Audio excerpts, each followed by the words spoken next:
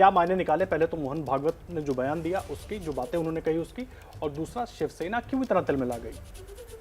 नहीं देखिए, एक तो पहले मोहन भागवत की बात, ये कोई नई बात उन्होंने नहीं कही। इससे पहले भी 28 नवंबर को ग्वालियर में भी कहा था उन्होंने। केवल ये 15 साल वाली बात जो है वो नई है। ये एक आरएसएस का पुराना सपना है अखंड भारत का, कुछ समाजवादियों का भी था। डॉक्टर लोहिया ने भी जो है भारत पाकिस्तान महासंघ की बात की थी। तो भारत, पाकिस्तान, बांग्लादेश, अफगानिस्तान, ये जो पहले एक थे वो एक हों। मुझे नहीं लगता कि आज की जो परिस्थिति है उसमें ये संभव है।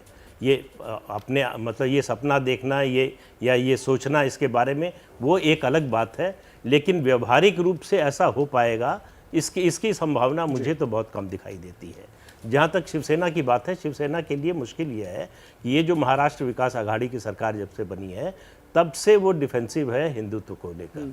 वो लगातार बीजेपी उसी मुद्दे पर उस पर हैमर कर रही है कि शिवसेना ने हिंदुत्व का मुद्दा छोड़ दिया है। तो जब भी बीजेपी या संघ की ओर से कोई ऐसा जो है मुद्दा उठाया जाता है तो उसको लगता है ये हमारे ऊपर हमला है, तो इसलिए शिवसेना इस तरह का जवाब देती है। और संजय राउत का जो बयान है उसको इसी मुझे लगता है रोशनी में देखना चाहिए कि उनको लग रहा है कि शिवसेना पर हमला है, इसलिए जो है काउंटर अटैक के रूप में कि आप पहले जो है कश्मीरी पंडितों को बसा दीजिए, पीओके ले आइए, ये जो बातें कही जा रही हैं। लेकिन जो असली बात, जो बयान है मोहन भागवत का, ये सपने के रूप में तो ठीक है, लेकिन वास्तविकता में मुझे ऐसा होता हुआ दिखाई नहीं देता। जी प्रदीप जी, जी मैं एक छोटी सी प्रतिक्रिया अभय दुबे जी पे लेना चाहूंगी। अभय जी, 15 साल वाले बयान पर मोहन भागवत के आप क्या कहेंगे कि अखंड भारत 15 साल में कैसे बनेगा? देखिए, प्रदीप जी ने जो कहा है मैं उससे पूरी तरह सहमत हूँ। अखंड भारत की बातें बहुत होती रही हैं और मोहन भागवत के बयान में बात नई यही है कि उन्होंने एक समय सीमा निर्धारित कर दी है, 15 साल, जो कि बहुत लंबी अवधि नहीं है। 15 साल इतने बड़े काम के लिए एक बहुत ही छोटी अवधि है। तो अगर वो 15 साल की बात कहते हैं तो उन्हीं से सवाल पूछा जाना चाहिए कि भाई 15 साल में किन किन चरणों में आप अखंड भारत प्राप्त करेंगे। क्या सबसे पहले आप पाक अधिकृत कश्मीर को लेंगे, क्योंकि जो पाक अधिकृत कश्मीर को लेंगे, फिर बांग्लादेश को कब लेंगे, कैसे मिलाएंगे? डॉक्टर लोहिया का सपना तो एक महासंघ बनाने का था। वो तो ऐसा तो था नहीं कि भारतीय फौजें जाएंगी और उन पूरे प्रदेशों को हस्तगत कर लेंगी, उनके ऊपर कब्जा कर लेंगी और वहाँ भारत की सरकार स्थापित हो जाएगी। या ये सभी जो भारत के पड़ोसी देश हैं, जिनके बारे में कभी कहा जाता है कभी जम्बू द्वीप या आर्यावर्त की वो सीमा आर्यावर्त में शामिल हुआ करते थे, उसमें बर्मा भी है, उसमें श्रीलंका भी है, उसमें अफगानिस्तान भी है।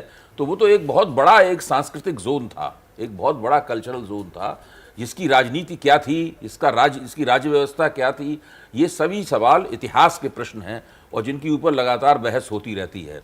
अब उन्होंने 15 साल कहा है तो कम से कम वो कुछ बताएं, हम लोगों को बताएं, हम लोगों को ना बताएं, स्वयंसेवकों को बताएं। अगर स्वयंसेवकों को बताएंगे तो उनसे हमें पता लग जाएगी। ऐसी बात नहीं स्वयंसेवकों से हम लोगों की संपर्क नहीं है तो उनसे भी पता लग जाएगी। तो ये सब देखने की बातें हैं। जी बिल्कुल, देखना होगा, नजर बनाकर रखना होगा। लेकिन प्रदीप जी, मैं एक बात पूछना चाहूंगा यहाँ पर, बार बार इस तरह के जब बयान आते हैं टाइमिंग बहुत अहम हो जाती है। आने वाले कुछ समय में चुनाव है, कई राज्यों में चुनाव है, और बीजेपी और आरएसएस, बीजेपी जिस तरीके से चुनाव लड़ती है संगठित तरीके से, आरएसएस जो मैसेज को अलग तरीके से लोगों तक पहुंचाती है, डिकोड करके पहुंचाती है, कैसे समझें इसको? ये बयान टाइमिंग के हिसाब से अगर हम देखें तो चुनाव है सामने कई राज्यों में।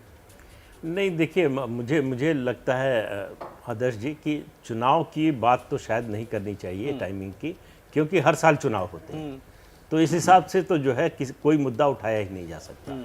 और आरएसएस केवल चुनाव को दृष्टि में रखकर इस तरह का मुद्दा तो नहीं उठाता है, क्योंकि इससे चुनाव में कोई तत्काल फायदा हो जाएगा, मुझे ऐसा नहीं दिखाई देता कि ये आरएसएस मुद्दा ये उठाएगा और बीजेपी के वोट बढ़ जाएंगे। इसमें कोई सीधा कोरिलेशन हो ऐसा नज़र नहीं आता।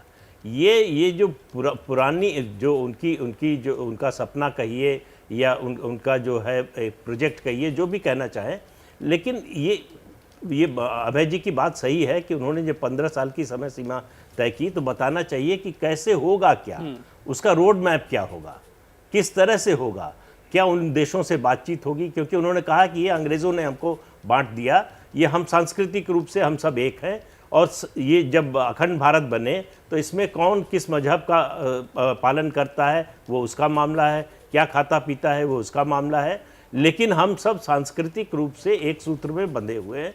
इसलिए ये अखंड भारत बनना चाहिए। तो सोच के स्तर पर आप कह सकते हैं कि बड़ी अच्छी बात है, लेकिन व्यवहारिक बात देखिए, ऐसी चीज़ों में व्यवहारिकता मुझे लगता है ज़्यादा महत्वपूर्ण होती है। व्यवहारिक रूप से इसका कोई रास्ता दिखाई नहीं दे रहा है और इसका रास्ता कोई बताने की किसी ने कोशिश भी नहीं की है, न संघ की ओर से न भाजपा की ओर से।